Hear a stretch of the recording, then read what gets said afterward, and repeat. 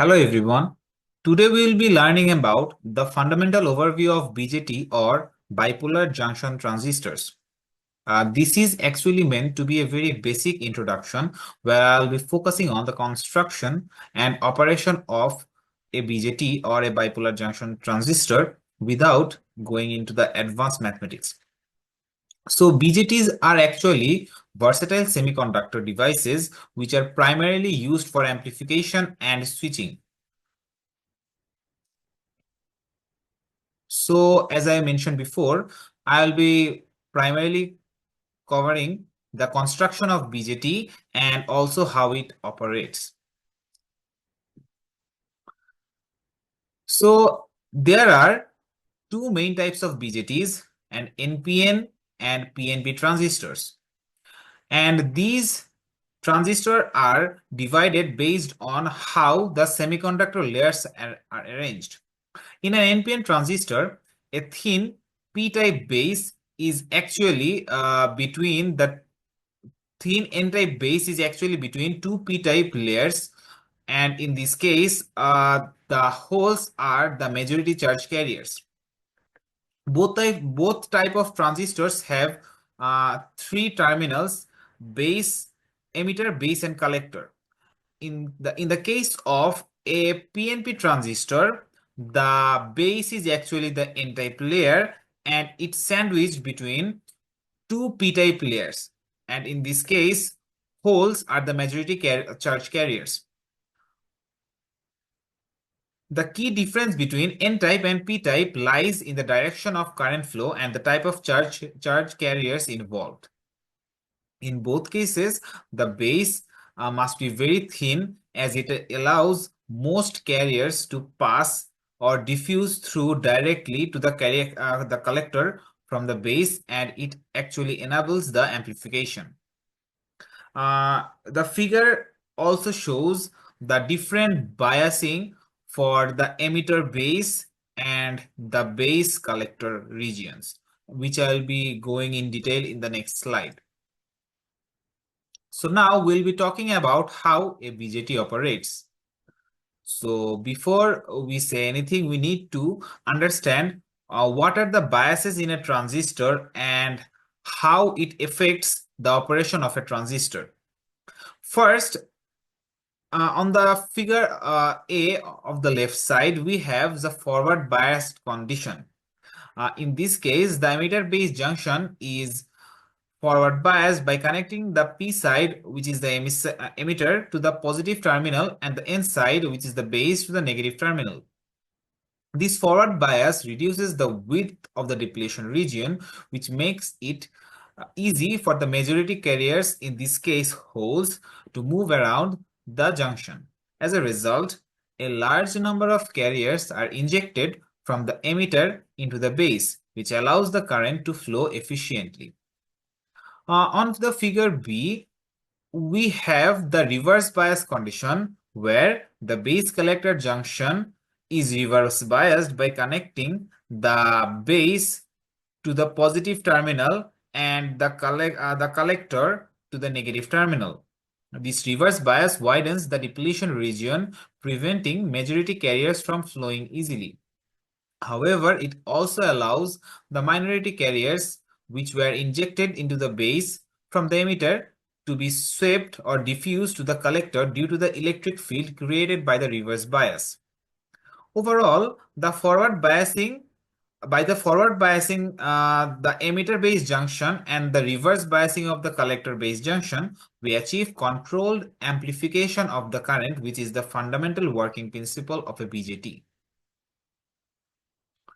So in a PNP transistor, the emitter base junction is forward biased, and in this case, it allows the majority carriers or holes to be injected into the thin lightly doped n-type base, and in this case only a small amount or small portion contributes to the base current, while most cross to the collector. And these holes continue to move across the base, and since they're collected by the collector, they form the collector current, which is IC. If we apply the Kirchhoff's current law on the transistor terminals, we could say that the emitter current, or IE, is actually the sum of the collector current IC and the base current IB. This equation also tells us that the collector current is actually related to IE. And another thing I wanted to mention that in this case, the IC is actually the summation of two different components. The first of them is the majority carrier flow, which is due to the holes that flow from the emitter to the collector, whereas the small portion is due to a minority leakage component, which is related to the reverse biasing of the collector and the base. In this case, the animation shows that under the forward biasing, the transistor allows easy carrier flow, behaving like a low resistance path. Whereas without the forward biasing, it blocks the carriers and it behaves like a high resistance or off state. In this slide, we will be comparing how the PNP and NPN transistors are operated based on the direction of the current, and also we will see their individual diagrams. So in a PNP transistor, since the majority carriers are holes, these holes move from the emitter to the collector.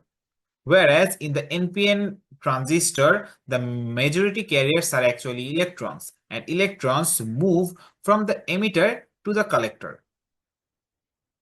So for this reason, in both PNP and NPN symbols, the arrows always indicates the direction of the emitter current, and it's based on the conventional current flow, which is from the positive to the negative.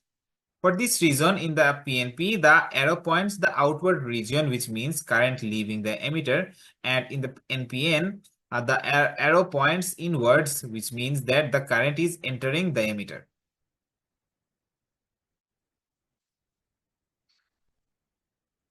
In this graph, we see the behavior of a transistor operating in a forward active mode, which is a crucial part for the amplification process. In the x-axis, we have the collector emitter voltage, which is the VCE, and on the y-axis, we have the collector current, which is IC. When a small base R current is applied, the transistor allows a much larger collector current to flow. As the base current increases, the collector current also increases proportionally. This linear relationship in the forward active region is what allows the transistor to act as a current amplifier. We can notice that after a certain VCE value, the curve becomes almost flat. This shows that the IC, or the collector current, is mostly controlled by the base current and is very less dependent on the collector emitter voltage. This behavior is why the forward active region is used for the amplification, because a small input current change at the base results in a large output current change in the collector. In this figure, a region that is not mentioned is this region, which is the saturation region, and this region, which is the cutoff region.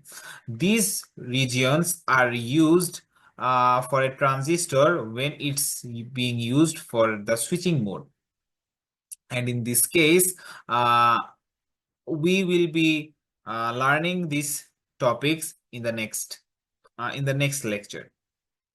So if you have any question, feel free to ask, because this concludes my today's lecture. Thank you very much.